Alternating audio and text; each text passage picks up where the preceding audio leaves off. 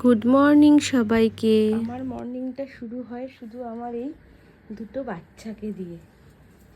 ঘুম থেকে আমাকে রোজ আদর করে করে ঘুম থেকে জাগিয়ে তোলে আমার সোনারা।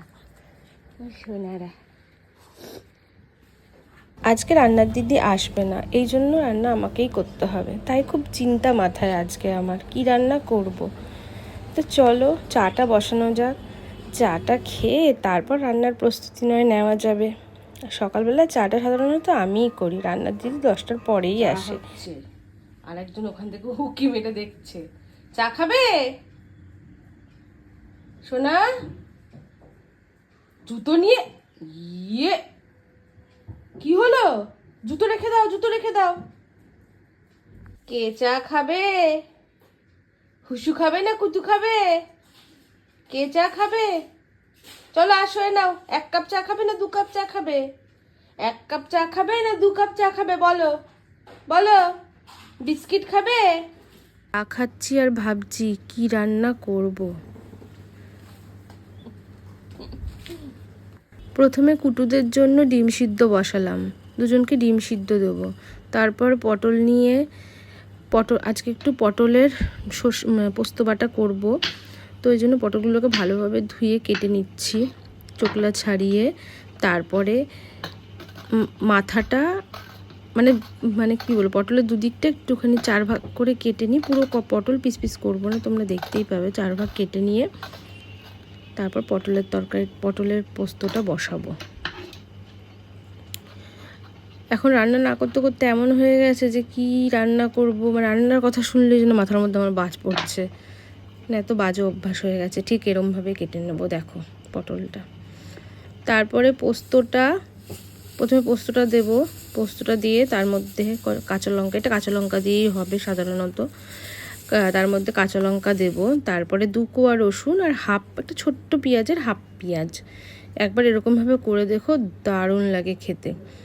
আমার হাজব্যান্ড তো খুব ভালো খায়, ছেলেও ভালো খায়। ছেলে পটলটা খায় না, কিন্তু পোস্ত বাটাটা দিয়েও ভাতটা খায়। এত বদমাস ছেলে, পটল খাবে না, পটলে বীজ আছে বলে পটল খায় না। পোস্তটা বেটে নিলাম, বেটে নিয়ে কড়াইটা বসালাম, বসিয়ে তার মধ্যে সর্ষের তেল দিলাম। খুব একটা বেশি সর্ষের তেল দেবো না, যেহেতু আমার হার্টের স্টেন্ট বসানো আছে। আমার তেল খাওয়া খুবই কম, মানে তেল আমি খাওয়া পুরো বারণই। প্রায় 2 টেবিল স্পুন আমার তেল খাওয়া সারাদিনের জন্য বলে দিয়েছে ডাক্তার। তাও একটু খাই, কী করবো, আমার একার জন্য আলাদাভাবে কে করবে। যাই হোক, অল্প তেলেই রান্নাটা করি। তারপর দেখলাম ফ্রিজে কটা উচ্ছে ছিল।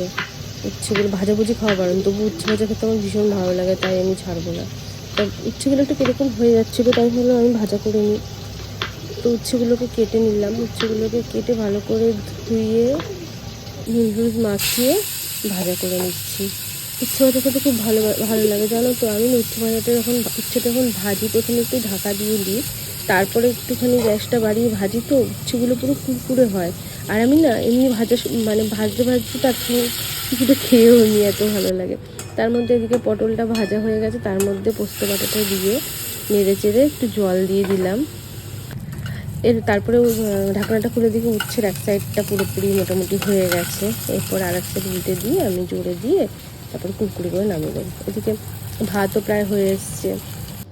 হাজব্যান্ড তাড়াতাড়ি বেরিয়ে যাবে আজকে বললো। পোস্ত বাটা নামানোর আগে একটুখানি কাঁচা সর্ষের তেল দিয়ে দিলাম।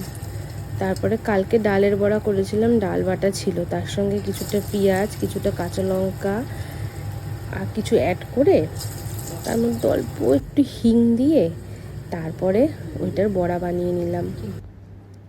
এখানে হুসু ঘুমাচ্ছে, এত ঘুমায়, সারা রাত ঘুমায়, তারপরেও এত ঘুম কোথা থেকে আসে আমার হুসু, এটা আমি বুঝতেই পারি না। দুষ্টু হুসু ঘুম থেকে ওঠো তাড়াতাড়ি। বড়াটা প্রায় হয়েই গেছে ভাজা, এক পিঠ ভাজা হয়ে গেছে, আর এক পিঠ ভাজা করা হয়ে গেল। তো হাজব্যান্ডকে খেতে দিয়ে দিয়েছি। আজকে মেনুতে ছিল ডাল, বড়া ভাজা, আর ছিল হচ্ছে তোমার উচ্ছে ভাজা, টক দই আর পটল পোস্ত। দারুণ খাবার আজকে।